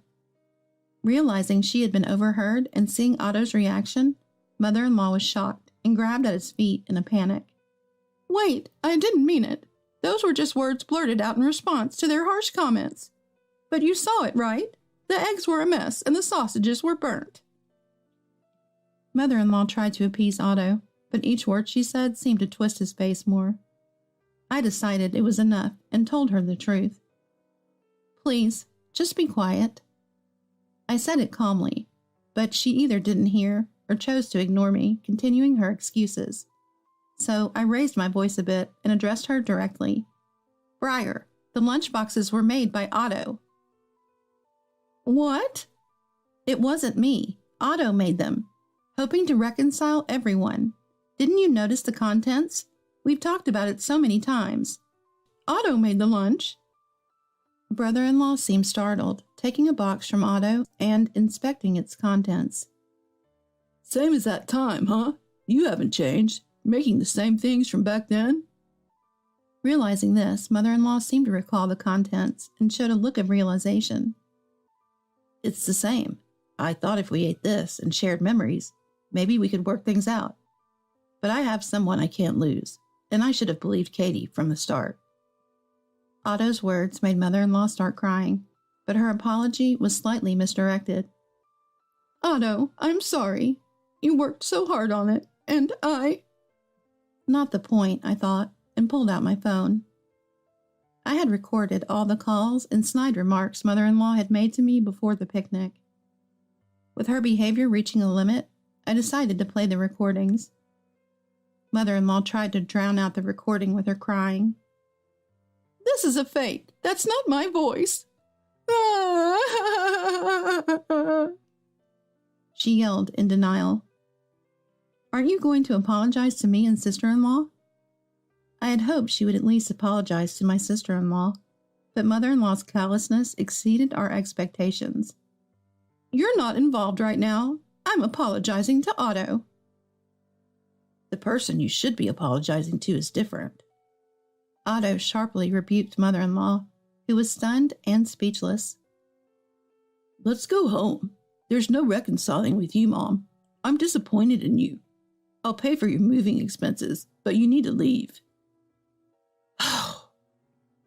Brother-in-law sighed in exasperation and took sister-in-law's hand. I hoped you'd learned something living with Otto, but you just repeated your behavior. With that sympathetic look, they left. Initially, sister-in-law didn't want to join the picnic, but I persuaded her, hoping it might lift her spirits. I wanted Otto and brother-in-law to see mother-in-law's true nature, especially since Otto was still half in doubt. If I had been able to record more of the conversation when Otto was gone, I would have played it at the end, but it turns out mother-in-law was even more inhuman than I thought. Leave my house? Mother-in-law was in disbelief. No, that house was rebuilt in my brother's name. I can't believe you're like this, Mom. And then I can stay with you, right, Otto? You're kind. Her words, even in this context, were more appalling than angering. That's impossible. All of it was lies. Katie was right all along. Who'd want to live with a liar? Otto shook off her grasp. I can't live alone. I can't. If that worried you, why didn't you cherish the family who lived with you? It's your own doing. Maybe you should spend some time alone to think. Mother-in-law fell silent at my words. Otto clearly wanted to leave. Let's go, Otto. Back to our home. He nodded silently, and we left, leaving mother-in-law alone on the large picnic sheet, immobile from shock. In the car, Otto attempted to discard the lunchboxes, but I stopped him. I want to share this magical reconciliation lunch with you. I'm really sorry, Katie. Eventually, my brother-in-law stuck to his word, covering only mother-in-law's moving costs and firmly making her leave. Mother-in-law, with nowhere else to go, moved in with her sister, but due to her unchanging nature and attitude, she was soon asked to leave. Struggling to live on her pension alone, mother-in-law had to start working, frequently changing jobs due to her lack of experience and difficult personality. At one point, my desperate mother-in-law called my brother-in-law for help, but he refused. Though Otto was hurt by mother-in-law's true colors, he began to value me more, listening and making an effort to enjoy our time together. My sister-in-law and I grew closer, and our interactions with brother-in-law's family increased, often enjoying barbecues together. Spending time with their son made us realize our own desire to grow our family. We're expecting to become a family of 3 next year. I sometimes wonder if, when our child grows up and brings someone home, they'll understand why mother-in-law acted the way she did towards us wives. The thought makes me anxious, but I'm focused on creating a home filled with smiles and happiness for our family of 3. Don't act so high and mighty over a mere $1,200. You're useless. Try stopping your financial support. See if I care. Even though I've been sending money to my brother and his wife for 10 years, why do they have to berate me like this? Fine by me. With that, I firmly hung up the phone. They should be the ones worried, not me.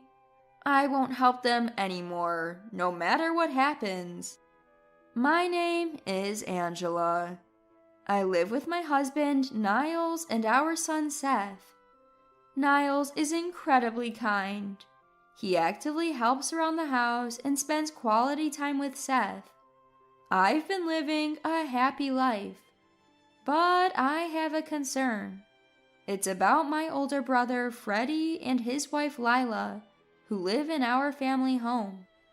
Our mom, named Jean, retired and moved back home after Freddie and Lila declared they'd take care of her. Growing up in a single-parent household, I was worried, so I gladly accepted Freddie's offer. To show my gratitude, I've been sending Mom $1,200 every month. But things seemed off after Freddie and Lila started managing the money. Whenever I forgot to send the money, Lila would angrily call me. Each time I'd rush to transfer the funds. Mom's behavior also seemed strange. Lately, she's been distant on the phone, often comparing me to Freddie. Freddie has always struggled academically and isn't athletic. Mom used to complain about how Freddie didn't study as much as I did, but now the tables have turned. I didn't understand why Mom's attitude changed, but I never stopped the financial support. At the beginning of a new month, Lila calls my cell phone as usual. Did you forget this month's money? What's the deal? I'm sorry, I'll transfer it right away. You're so clumsy. How do you even manage to raise a child? Lila berated me and urged me to transfer the money quickly. I felt like I was being extorted and felt uneasy about the whole situation. Is this how financial support is supposed to work? I began to doubt. Lila's aggressive behavior started when she first met our family. The first time she saw me, she scoffed. Who's this plain girl? Freddie's sister? No way. I was taken aback. I never expected such a comment from someone I just met. Mom defended me, and I remember that clearly. Lila's attire was a miniskirt and a flashy leopard print jacket. Isn't it inappropriate to wear that to meet your fiancé's family? I thought so, but I didn't say anything. Lila's behavior only escalated from there. I vented to my husband, who was also upset. I felt better, but the thought of having her as family was unsettling. But Freddie isn't the most sensible person either, so I thought I'd get used to it. Their behavior worsened after moving into the family home. I wondered if Mom was okay living with them, but with work and raising Seth, I couldn't visit Mom and was left in the dark, so I didn't know the details of how Mom was doing. At the end of the month, amidst our busy lives, Mom suddenly called. As usual, I dropped my son off at the childcare center and was about to head to work when I suddenly received a phone call from my mom. What's wrong? I asked, but Mom sounded furious. When I asked her to explain what she meant, Mom said something outrageous. Where's this month's money? I was shocked. I had already sent the money at the beginning of the month. I told her I transferred it to Freddie's account, but she angrily said she hadn't received it. I was surprised and asked her to check again, but she wouldn't listen. You've become so irresponsible. After all I did to raise you right, now you're sending less money? You're so ungrateful. I did send the $1,200. Enough excuses. Send the $1,200 now. If I don't get it next month, I'll cut ties with you. Learn from Freddie. He always sends $500 on time. Why am I expected to send $1,200 when Freddie only sends $500? Angry, I yelled back, I did send the money, and hung up. I might have been a bit childish, but I wanted to be clear about the money. If Mom's going to unfairly scold me again next month, I need to check in with my brother. There's a chance his wife is up to something. Determined, I headed to work, my footsteps echoing with my frustration. The next month, as usual, I got a call from my sister-in-law. Did you forget this month? I always tell you to transfer at the beginning of the month, don't I? I asked her about Mom's behavior last month, to which she responded, Oh, she might have been a bit upset, but I leave everything about Mom to Freddie. If you're concerned, ask him. More importantly, make sure you transfer the $1,200. Got it. She hung up without waiting for an answer. Taking her advice, I decided to contact my brother. Hey, I wanted to talk about Mom. He responded with an annoyed, What now? I told him about the angry call from Mom last month and how she was upset about not receiving the money. To my shock, he said, We're struggling too. Since moving back home, we decided to give Mom $500 from your $1,200 and $500 from my salary. We used the rest. This month, we had some extra expenses, so we used all of your $1,200. I was stunned. I couldn't believe my money was being used by my brother, not Mom. I angrily confronted him, but he just dodged my questions. Feeling helpless, I hung up thinking, I should tell Mom about this. I called her and relayed everything my brother had said, but she wouldn't listen. You're just making excuses. You probably didn't send the money this month either. I've sacrificed so much for you two, and this is how you repay me. Mom said that and started crying. I felt helpless and asked Mom to switch to a video call. Let me prove that I've properly transferred $1,200. Upon hearing that, Mom switched to a video call. I then showed her my bank card with the transaction history. Mom stared at it without saying a word. I thought she finally understood, but things didn't go as smoothly as I hoped. You probably faked this. I heard on the news that it's easy to make these things now. I won't be fooled. Just pay this month's amount. We'll talk after that. Well, once I've transferred the $1,200, let me see my brother's bank card too. Mom retorted, acting all high and mighty without even transferring, and hung up. Trusting Mom and my brother, I transferred the money for this month. I believed that once I transferred the money, Mom would understand that I was right. But a few days later, I received an angry call from Mom. What on earth do you think you're doing? Mom yelled in a high-pitched voice. Confused, I waited for Mom to explain. She angrily claimed she hadn't received the money for this month and couldn't make ends meet. I transferred the money on the day I called you. Did you check with my brother? He said he didn't receive anything. Honestly, you're so hopeless. That can't be. Hold on. I hung up and immediately called my brother. As usual, he responded gruffly, I don't know. Lila has the bank card.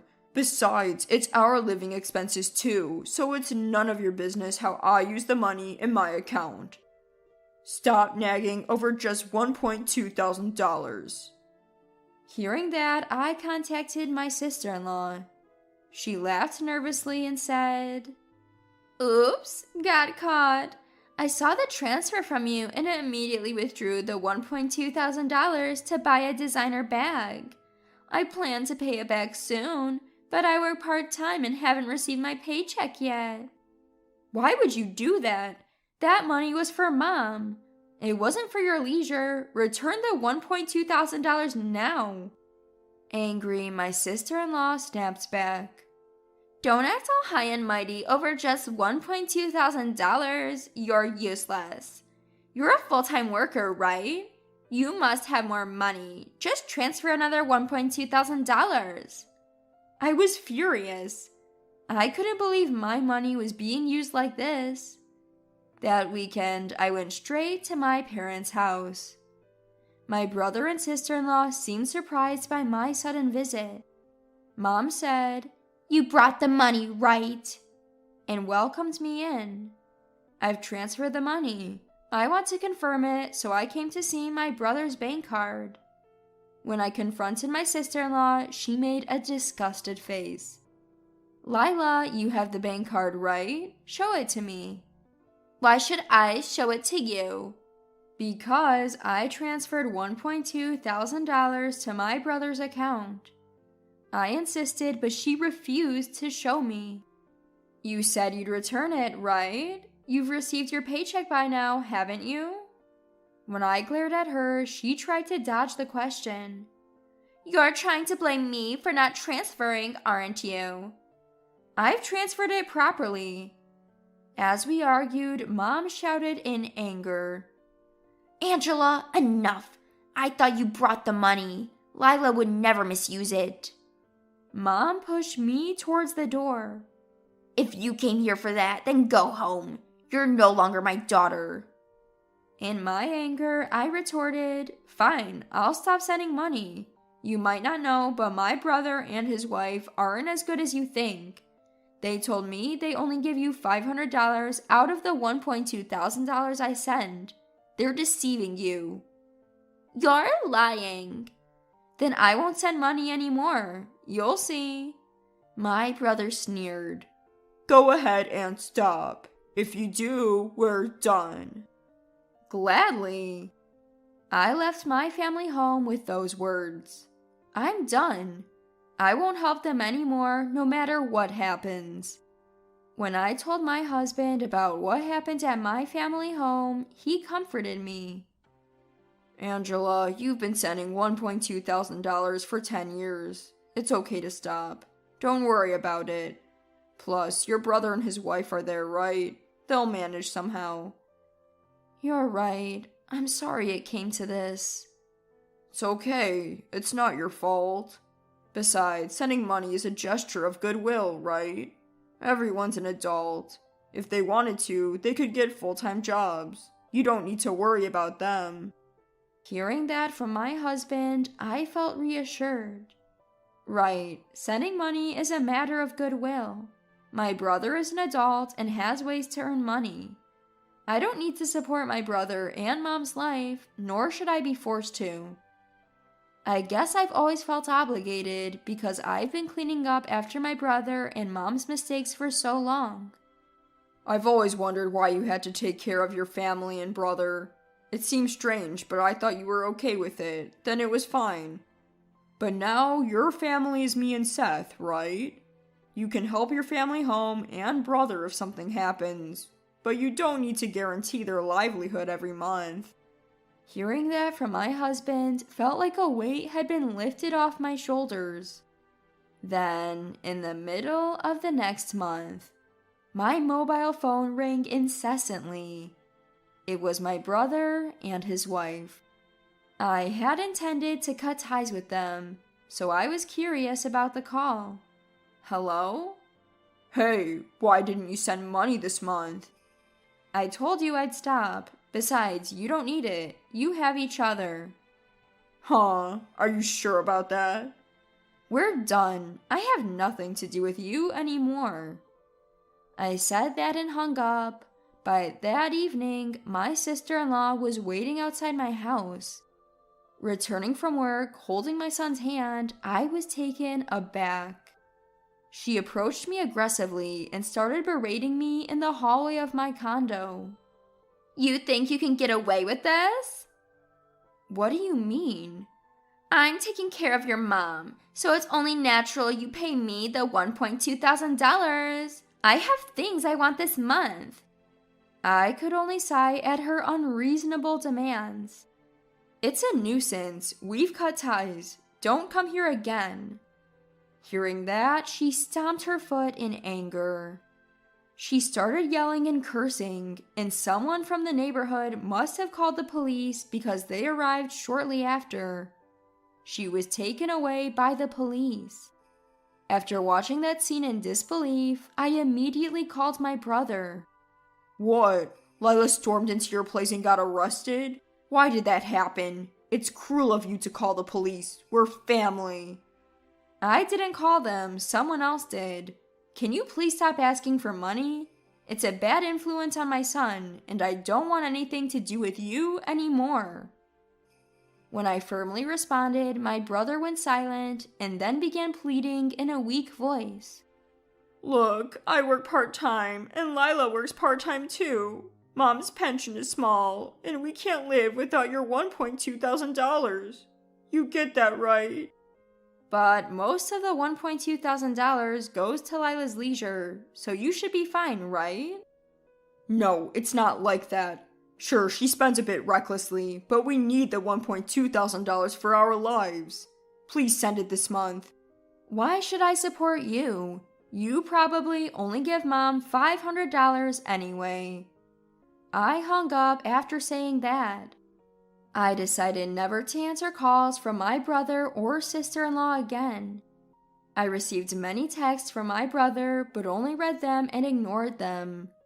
My sister-in-law kept trying to contact me, which was annoying. But maybe because she was arrested, she didn't come to my house. A few months later, I finally got a call from Mom. "Angela, Freddie hasn't been giving me money lately. I'm struggling. I was mad before, but I realized I only have you." Mom's voice sounded weak. She then started complaining about how my brother and his wife have been treating her lately. "They're terrible. They don't even give me $500 now, and they're living off of my pension. I told them to get full-time jobs if they need money, but they don't listen. Lila's hardly ever home. What should I do?" Mom began to cry in a heartbroken voice. However, I didn't feel sympathy for her. I had trusted both Mom and my brother, but they betrayed me. On top of that, they told me we were done. To begin with, I went to college without borrowing money from Mom. I even paid off my brother's student loans that Mom had been burdened with. That's more than enough.